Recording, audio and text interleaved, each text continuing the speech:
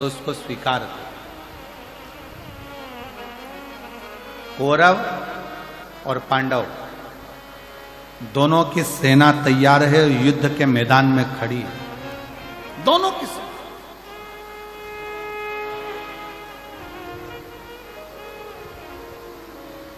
कौरवों की सेना भी खड़ी और पांडवों की सेना भी खड़ी, दोनों मैदान में।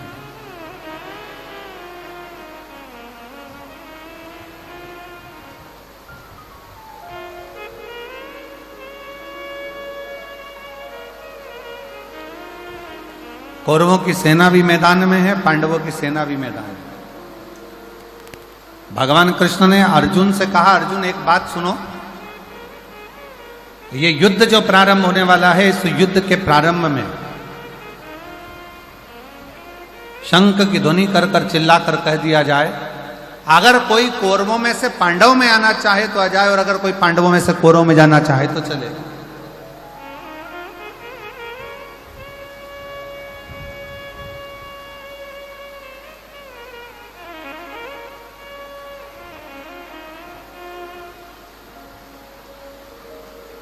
मान लो यदि कोई कौरवों में से पांडवों में आना चाहे तो वो आ सकता,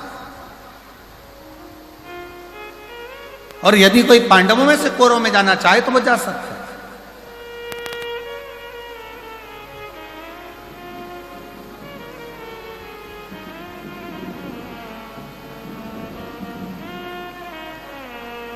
अर्जुन ने शंख का नाद करा, शंख की ध्वनि करी, और शंख का नाद कर कर अर्जुन ने चिल्ला कर कह दिया, यदि कोई कौरवों में से पांडवों में आना चाहे तो वो आए, और यदि कोई पांडवों में से कौरवों में जाना चाहे तो वो जाए।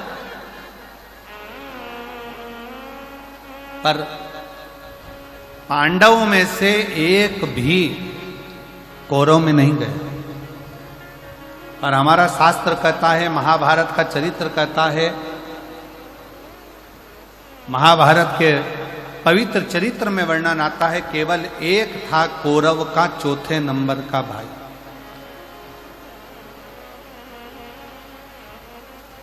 जिसका नाम था विकर्ण।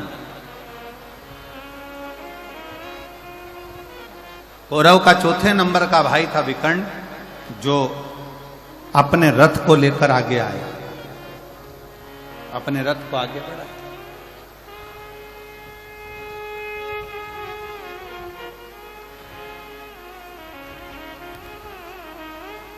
और विकर्ण ने जैसे ही रथ आगे लिया, कौरव ने आवाज लगाकर कहा, कौरव चिल्लाकर कहे, दुर्योधन ने कहा कि विकर्ण तू मेरा भाई है, चौथे नंबर का मेरा भाई है, मेरा सगा भाई है, और तू पांडवों के साथ में जा रहा है।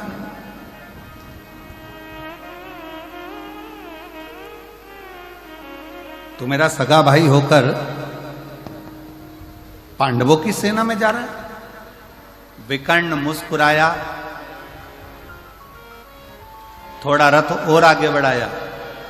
फिर दुर्योधन ने कहा, दुशासन ने आवाज लगाकर कहा, विकर्ण तू हमारा भाई होकर, सगा भाई होकर, और तू पांडवों की सेना में जा रहा है। आखिरी में विकर्ण से रहा नहीं गया, और विकर्ण ने कहा, भैया दुर्योधन, भैया दुशासन, सुनो, मैं पांडवों की सेना में नहीं जा रहा हूं, मैं धर्म की लड़ाई लड़ना चाहता हूं, इसलिए मैं पांडवों की सेना में नहीं, जो रथ को हाँक रहे हैं द्वारकानाथ, जो रथ को चला रहे हैं भगवान कृष्ण, विकर्ण कहता है मैं उन कृष्ण की शरणागति में जा रहा हूं। आप ये ना सोचे कि मैं पांडव के पास जा रहा हूं, मैं तो कृष्ण की शरणागति में पहुंच रहा हूं।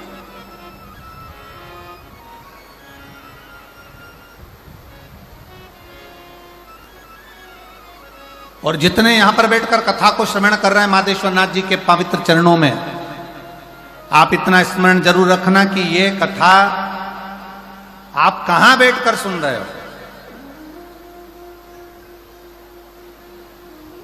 आप किस भूमि पर बैठकर सुन रहे हो। माधेश्वर बाबा के चरणों में बैठकर इस प्राकृतिक शिवलिंग के एक आनंदमय स्वरूप में, जिसको कोई बनाया नहीं है, मंदिरों में जो शिवलिंग होता है उसका निर्माण कोई ना कोई करता है। पर आज आप लोगों को प्रसन्नता होना चाहिए कि जिस शिवलिंग के चरणों में बैठकर आप कथा सुन रहे हो, इसको किसी ने गढ़ा नहीं है, इसको किसी ने बनाया नहीं है। ये स्वयं प्रकृति का दिया हुआ वो भगवान शंकर का आनंदमय स्वरूप है, जिसके चरणों में बैठकर आप और हम इस कथा का लाभ ले रहे हैं। और देखो, मानो तो गंगा माँ हूं और ना मानो तो बहता, जम के बोलो जरा, ना मानो तो बहता, अब मान लो तो मैं गंगा हूं, और ना मानो तो पानी तो बह रहा है। तुम्हारी मर्जी पड़े तो डुबकी लगाओ, तुम्हारी मर्जी पड़े तो नहाओ, तुम्हारी मर्जी पड़े तो ले जाओ, तुम्हारी मर्जी पड़े तो जाओ।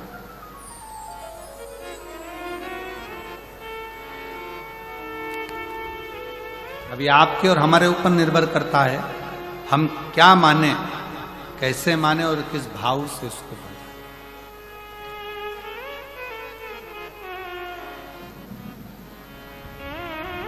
देवराज,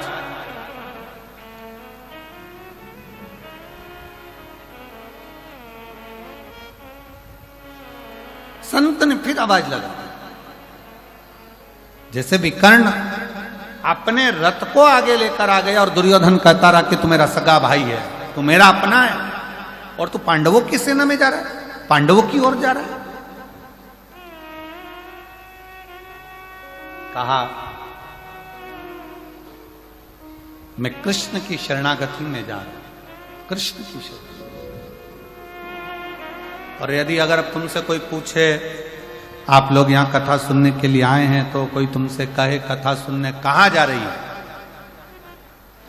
क्यों जा रही है, तो कह देना कथा सुनने के लिए मैं कहीं दूसरी जगह नहीं जा रही, जहां पर मेरे शंकर भगवान स्वयं विराजमान है, कंकर शंकर के रूप में मेरे शिव विराजमान है, ऐसे मधेश्वर नाथ के चरणों में, उनके घर कथा श्रवण करने के लिए, उनके बोल बम का नारा है, मैं उनके चरणों में कथा श्रवण करने के लिए, मैं कहीं और नहीं।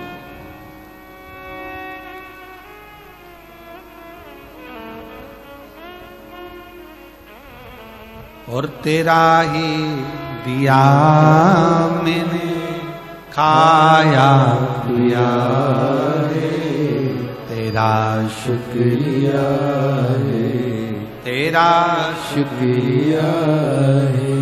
जब हम हृदय से बाबा के चरणों में बैठकर एक बार दिल से बाबा से प्रार्थना करते हैं तो बाबा स्वीकार करता है। एक पत्र है बड़ा सुंदर, देखिए,